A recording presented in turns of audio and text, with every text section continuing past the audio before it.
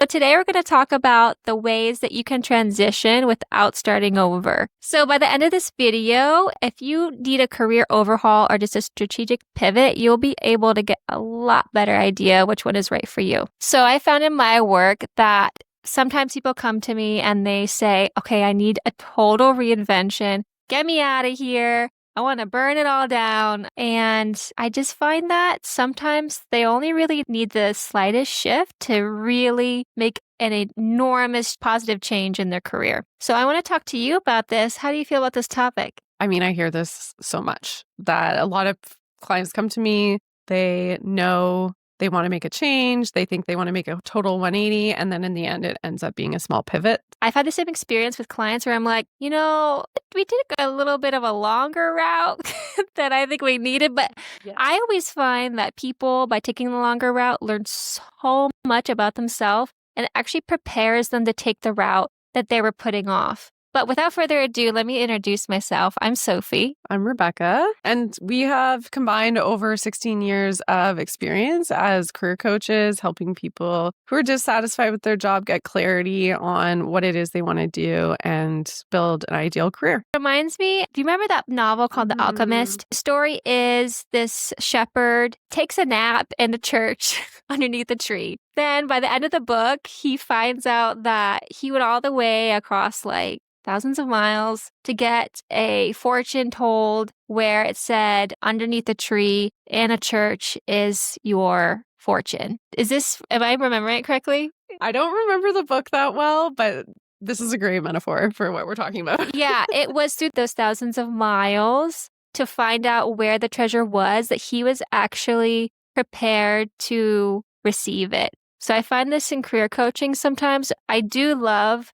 if without losing anything valuable, I do love to fast track people and accelerate their process and have them go through less trial and error that is necessary. But sometimes it is necessary to do a little bit of journeying. So all this to say is, if you feel like you want to make a transition, I can help maybe cut a few legs off your journey and give you top 5 ways that I see people transition. We will have a separate video on some non-traditional ways you can transition. Non-traditional, but totally possible too. So I also created this quiz that we'll link at the end of this video. But first, I want to ask Rebecca. Rebecca, have you ever felt like you needed to start completely over? Yes. So I started my career in environmental education and I wanted to grow in nonprofit. I wanted to work my way to executive director. I signed up for a master's program and I ended up deciding not to do it because I felt like it just wasn't the right thing for me. And I knew I wanted something different, but I didn't know what that was. And so for me at that point, it actually was a big change that I needed at that time. I was still younger and earlier in my career as well. So I don't think I had as many transferable skills to build off of. So that was a point. And then I did eventually end up going into coaching and career coaching. And now I'm actually looking at making another career transition now that I've been doing this for 12 years. But there's been lots of little pivots along the way. I also wanted to ask you, do you tend to, if you're feeling stuck, do you tend to want to make a big change or you tend to want to make a smaller pivot? Both, really. Yeah. So sometimes I think if I'm really disliking where I am, I want to make a big change, right? The more I dislike where I am, the more I want to make a big change. If I still feel connected to the work that I'm doing, and when I wanted to leave environmental education, I was really over it. I just felt there wasn't a lot of room for change to happen in the world with more education around important issues like the environment. So I was like, I'm done with this. I'm ready to go. But in my career coaching business, I've pivoted a lot over the years into different areas and niches. And that's because I still felt and feel connected to a sense of purpose with it. And I still feel like the work is important to help people figure out what they want to do and they can live more fulfilling and happier lives that way. So that's why I've more looked at adapting over the years. After explaining that to us, what do you think your key insight is for yourself that might apply to other people?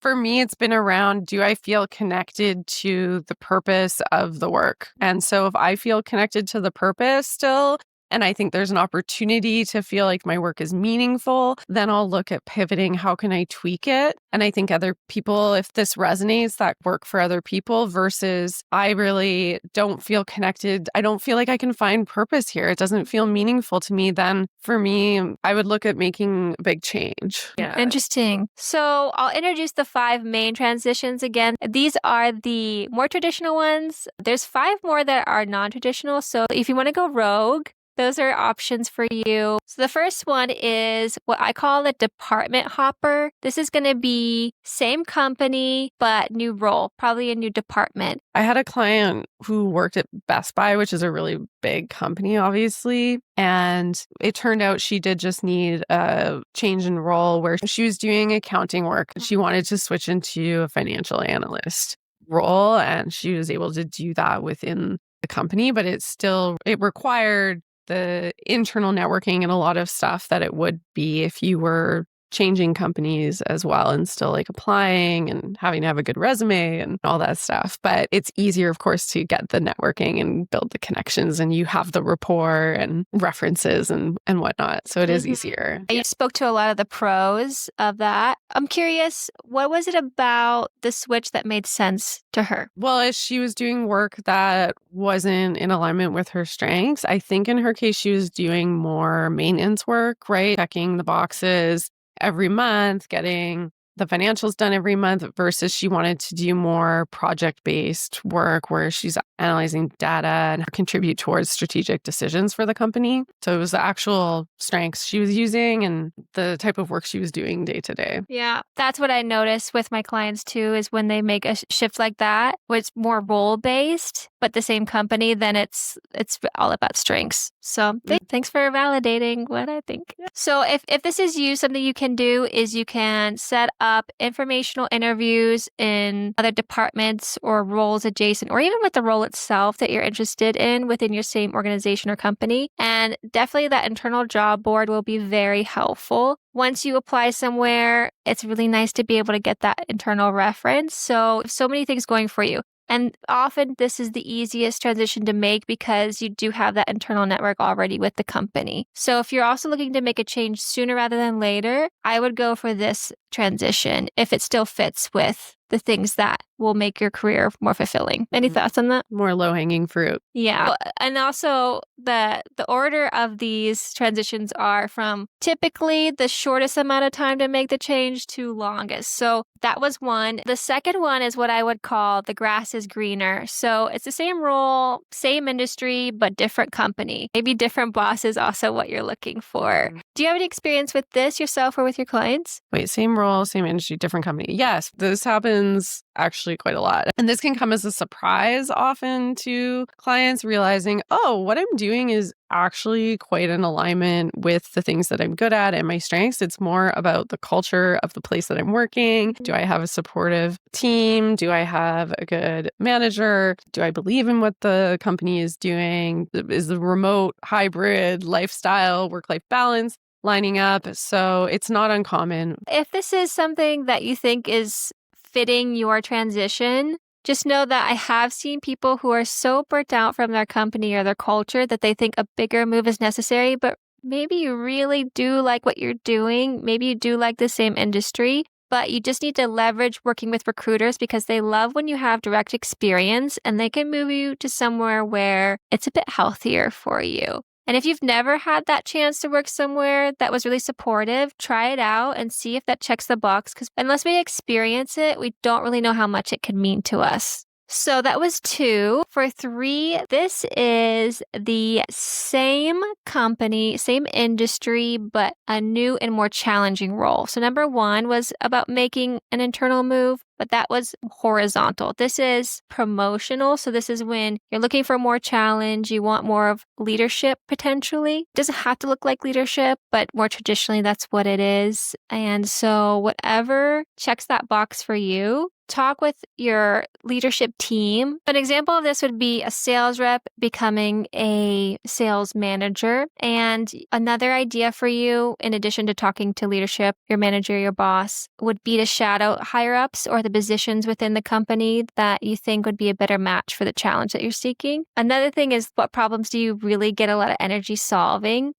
That would be a great thing to follow while you're looking for an internal position that challenges you more. Any thoughts on that so far? Yeah, if you're looking to move up in terms of your title at a company, make it know that that's what you want and see where you can start taking on more of those responsibilities. So if it's a more leadership role, taking on more leadership responsibilities, which will help you have more leverage when you do go and apply for a role or ask for a promotion. Yeah, great tip. Thank you. So the fourth one is changing up things a little bit more. It's a new role, same industry, new company. So now we're getting a little bit more and more different. It's going to be a little bit more and more challenging typically. Do you have any examples of this? Yeah, I guess my personal example of recently applying to account manager position at an audiovisual technology company. Got an interview at this company that is doing something I've never done before, doing a type of work I've never done directly before. So it was a matter of pitching myself directly on LinkedIn with key accomplishments that I've had in my career that are relevant to the role and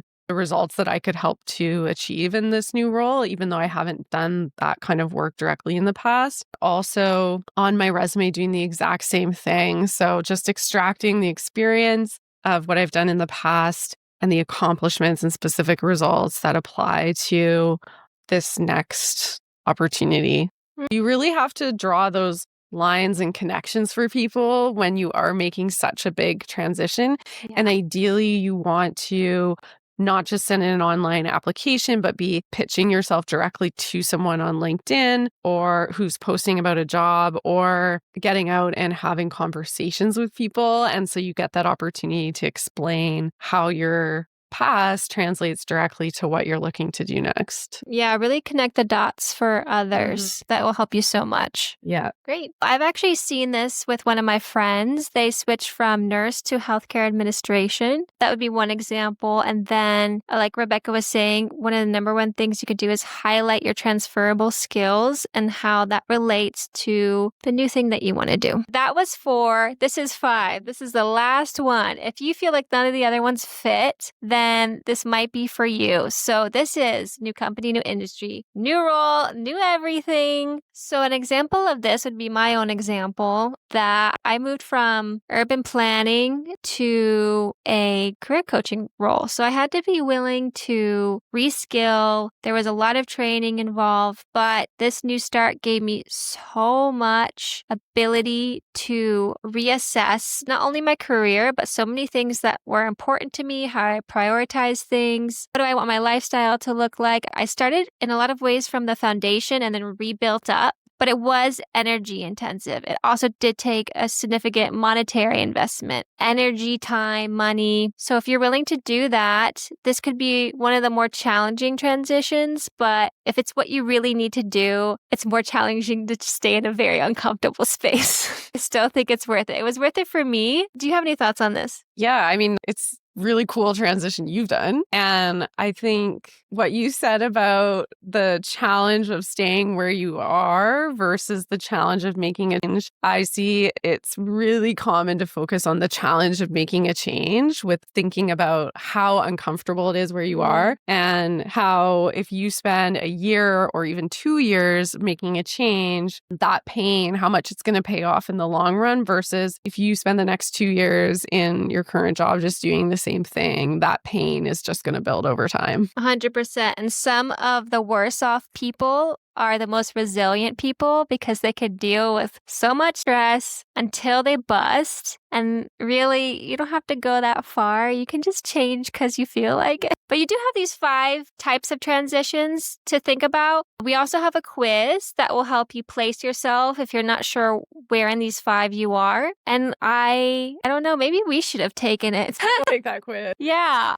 Do it Great. together. We talked about these transitions, the difficulty typical in each of them, pros and cons. What do you suggest to people when they feel like they want to make a big change, but they're just not sure what it is yet? Usually it's a process, but I would say the short of it, getting clear on what it is you want in an ideal scenario and looking at your strengths, looking at your skills, looking at what gives you purpose, and looking at the kind of culture and environment that you want to be working in, and then seeing where those misalignments are with where you are now. And you can see that gap. And is that gap there in terms of more the culture and the place you're working? Is it there in terms of the strengths that you're using? And that'll give you information about whether you need to change the role or the industry. Yeah, The other perfect. thing? Well, industry company. Company, right? Yeah, perfect. Yeah, I hope this framework is helpful for you. I hope the quiz is helpful, and we'll continue the conversation. Thanks so much for today, Rebecca. Yeah, thank you. Thanks for watching. So if you're looking for the quiz, it'll be in the description. Also, send us a message. You could do a comment, but if you want to send us a personal message, we'll get back to you personally about